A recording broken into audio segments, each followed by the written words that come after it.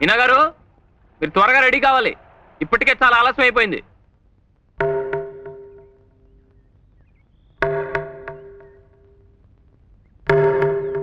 పూలున్నాయి, తీసుకురామంటారా? మీనా గారు, మీనా, ఏమండి?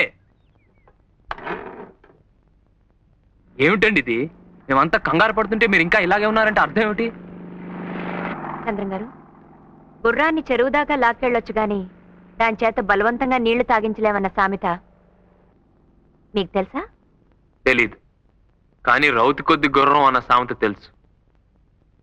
సరేలేండి, ప్రోగ్రామ్ అయిపోగానే బోల్డెన్ సామెతలు చెప్పుకుందాం. ముందు మీరు రెడీగా అండి, మనం 5 నిమిషాల్లో వెళ్ళిపోవాలి. అసలు మీలో ఏ స్వార్థము లేందే నా చేత బలవంతంగా నాకిష్టం లేని పని ఎందుకు చేస్తున్నారు? ఇందులో బలవంతం ఏముందండి? మీరు దొంగతనం చేస్తున్నారా, దోపిడీ చేస్తున్నారా? మీకు వచ్చిన కళని 10 మంది చూసే అవకాశం కలిగిస్తున్నారు, అంతే కదా? నేనేం 10 మంది కోసం బతకాలనుకోవటం లేదు, నా ఆనందం కోసం బతకాలనుకుంటున్నాను. నా జీవితం సుఖంగా గడిచే అవకాశం కోసం ఎదురు చూస్తున్నాను. ఇప్పుడు నా కాళ్ళకి ముళ్ళ కంచెలు కట్టి నిప్పుల మీద ఆడించాలనుకుంటే నేను సహించలేను. మీనాక్షి గారు, ముంగిట్లో ముగ్గుల మధ్యనున్న గొబ్బెమ్మను చూసి ఒక పేడ ముద్దని అసహించుకునే వాళ్ళకి మనం చెప్పేది ఏముండదు. వాళ్ళ సంస్కారం అంతే నేను సరిపెట్టుకోవడం తప్ప.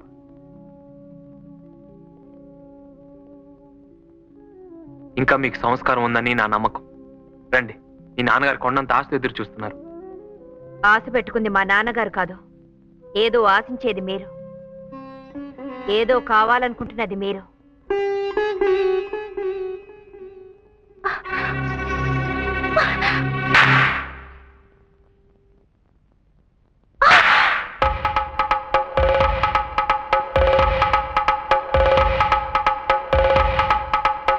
నేను పచ్చదిండా ఊపి విజిలేసేస్తాను. రండి సార్.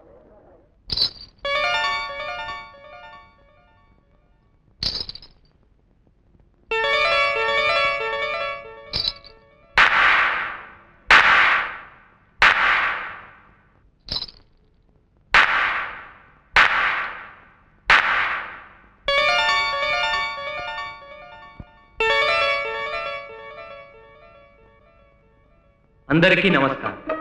చైతన్య భారత ఆధ్వర్యంలో ప్రఖ్యాత నాట్యాచార్యులు శ్రీ వేదాంతం శేషేంద్ర శర్మ గారి కుమార్తె కుమారి మీనాక్షి నృత్య ప్రదర్శన కొన్ని క్షణాల్లో ప్రారంభమవుతుంది. మీరు సావధానంగా తిలకించి ఆ చిరంజీవిని ఆశీర్వదించవలసిందిగా ప్రార్థన.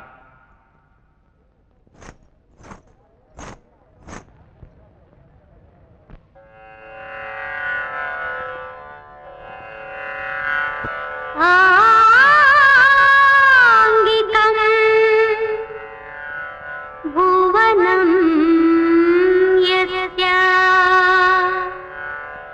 వాచికం సర్వవాంగ్మయం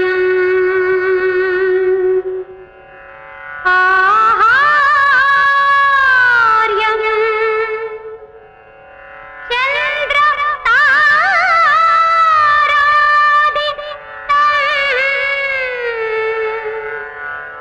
వందే సాత్వికం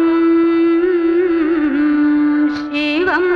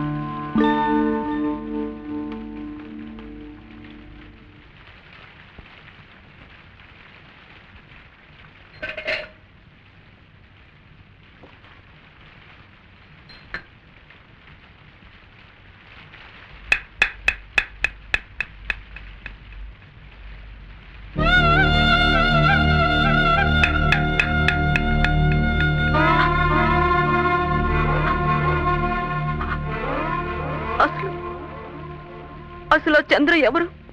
మన విషయంలో జోక్యం చేసుకోవడానికి. నాకిష్టం లేదని తెలుసు కూడా ఎందుకు ఆ డాన్స్ ఏర్పాటు చేయాలి?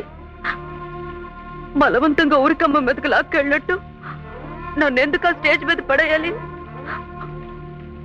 అతనికేదో బుద్ధి చెప్పాలనే కక్షతో అలా చేసేనే కానీ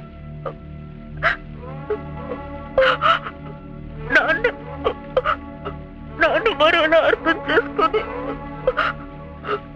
పిచ్చిదానిది కాదు, ఆ దేవుడిది. లేకపోతే పెద్దవాళ్ళ ఆశయాల్ని ఇష్టాయిష్టాలు తెలుసుకోకుండా పిల్లల మీద రుద్దెట్టు చేస్తాడా?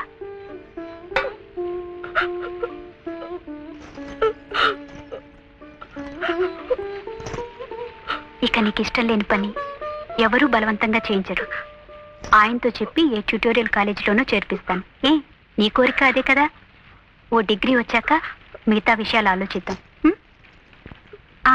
భాగ్యలక్ష్మి గారి చెల్లెలు డాన్స్ నేర్చుకుంటుందిట.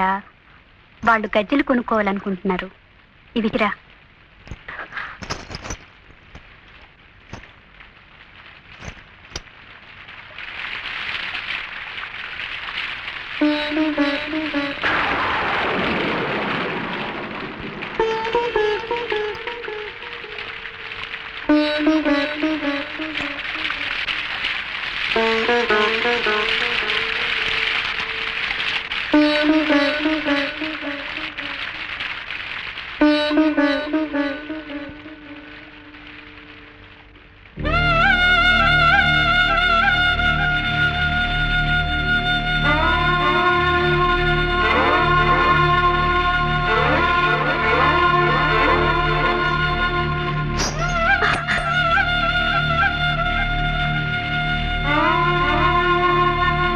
ఇప్పటికైనా మీ కళ్ళు చల్లబడ్డాయా?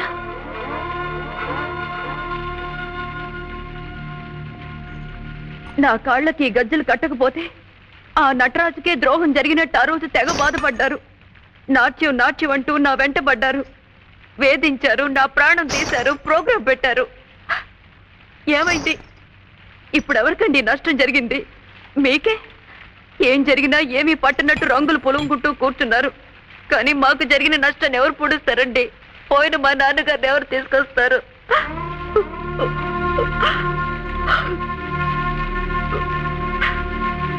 ముందు తలదొడుచుకోండి, కాస్త వేడిగా టీ తాగుదురు గాని. ఇలాంటి మర్యాదలు కాదండి మీరు చూపించాల్సింది. ఓ మనిషిని మనిషిగా గౌరవించడం మర్యాద, ఓ వ్యక్తి అభిప్రాయాలకు విలువివ్వటం మర్యాద. కళలంటే మీకంత గౌరవం అభిమానం ఉంటే అవి ఇష్టపడే వాళ్ళ చేత గజ్జలు కట్టించండి, నాట్య మయూరులుగా తీర్చిదిద్దండి. ప్రజలు శభాష్ అంటారు, ప్రభుత్వం సన్మానం చేస్తుంది. అంతేకాని ఇష్టం లేదు మొర్రు అంటున్న నాలాంటి వాళ్ళ వెంట పడకండి, ప్రాణం తీకండి. ఆగండి.